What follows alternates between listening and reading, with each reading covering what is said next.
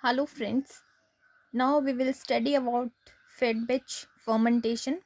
As in previous batch fermentation we studied that we add our substrate once and after that we get the products after a fixed interval of the time, and we will not open the container in that whole the time.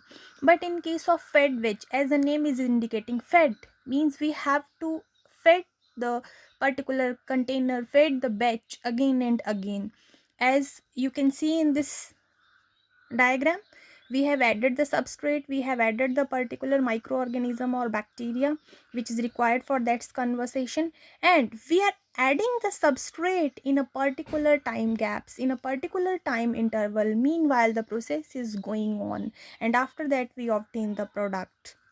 Means substrate is provided in the intervals, while in previous case whole the substrate is added only once at a particular time. For example, in this case we are converting glucose into alcohol, and we have to convert 10 liter of the glucose into alcohol, which takes 7 days, and a particular bacteria is required. So we will not change the quantity of the glucose, quantity will remain 10, but we will add that glucose in some breakage, in some interval. Like we will not add whole the 10-liter glucose at the same time as we in case of the previous batch culture, but in case of advent fermentation we add this 10-liter glucose in fixed amounts after intervals. Like first of all we will add 2 liters, after some time it we will add 2 liters and we add some bacteria in that, and after that we will add after some time 3 liters, then 2 liters, then again 3 liters, and we will make this up to the 10 liters in intervals. These are for those type. What is the need of this culture? Why this sorry fermentation, why this type of fermentation is required? Because this is required in those cases where substrate is very toxic to the bacteria in higher amount, where there is the increase in the viscosity of substrate, where there if there is increase in the viscosity of substrate, that is the toxic to the bacteria in higher amount, that finally leads to the repression of the fermentation. Mean fermentation could be blocked. Toxic means when there is substrate which is in higher amount, then we have added those bacteria, they cannot survive in that tight compact packages, and that lead to die up. And inverse viscosity means if we have added a whole amount of the substrate at a particular time, then what will happen means they will not get proper oxygen, so there is not proper mixing of the growth, and this will also lead to threat, this will also cause threat to the survival of the bacteria, and finally blockage of the fermentation. So that's why there is a need of the fed batch fermentation.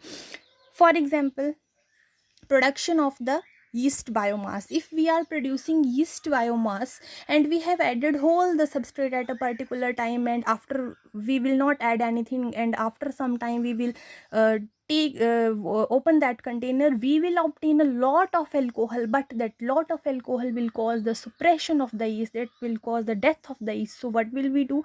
We feed the culture in between, in the interval, so that we can get our desired product. It is used in case of the production of the secondary metabolites. Means secondary metabolites like penicillin, etc. It deals with the stationary phase, as in case of the when we obtain our beverages that are obtained during the lag phase. But secondary metabolites like penicillins, antibiotics, enzymes, those all the things are obtained during the stationary phase.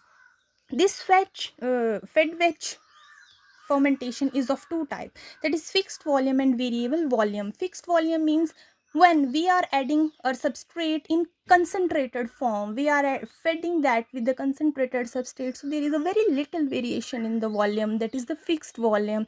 And in case of variable volume, we are feeding in between, and there is a high raise in the volume, means there is variability in the volume, that is the variable volume fed batch. So what are the advantages and disadvantages of this type of the fermentation?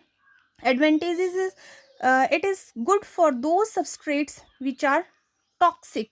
Means those substrates which are toxic in the higher concentrations for the microorganism, for these types of the substrate it is good technique. The it also limit the production of the byproducts and it generate concentrated biomass. Disadvantages are it is not simple, it is not easy to operate because it needs a particular expert, it needs particular microbiologist who know the complete microbiology of the microorganisms, complete description, complete processing of the microorganisms. So it needs expertise and it is not easy to operate. It is also expenses because of the use of the machinery at the industrial level. So main important point is it is used for the production of yeast, penicillin, influenza viruses and many other secondary metabolites. Thank you friends.